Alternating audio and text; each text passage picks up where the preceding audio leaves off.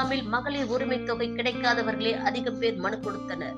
நெமிலி பேரூராட்சியில் மக்களுடன் முதல்வர் முகாமில் மனு கொடுத்த சில நிமிடங்களில் அமைச்சர் காந்தி சான்றிதழ் வழங்கினார். ராணிப்பேட்டை மாவட்டம் நெமிலி பேரூராட்சிக்குட்பட்ட வார்டு மக்களுக்கான மக்களுடன் முதல்வர் முகாம் இன்று நடைபெற்றது. கைத்தறித்துறை அமைச்சர் காந்தி கலந்து கொண்டு முகாமில் மனு கொடுத்த சில நிமிடங்களில் சான்றிதழ் வழங்கினார். முகாமில் நெமிலி ஒன்றிய குழு தலைவர் வடிவேலு, பேரூராட்சி தலைவர் ரேணுகா தேவி, சரவணன், மாவட்ட கவுன்சிலர் சுந்தரம்பாள் பெருமாள், நகர செயலாளர் ஜனார்த்தனன், ஒன்றிய செயலாளர்கள் பெருமாள், ரவீந்திரன் மற்றும் திமுக பிரமுகர்கள் கலந்து கொண்டனர்.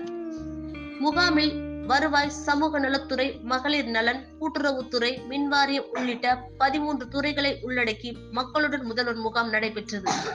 முகாமில் மகளிர் உரிமை தொகை கிடைக்காதவர்களே அதிகம் பேர் மனு கொடுத்தனர்.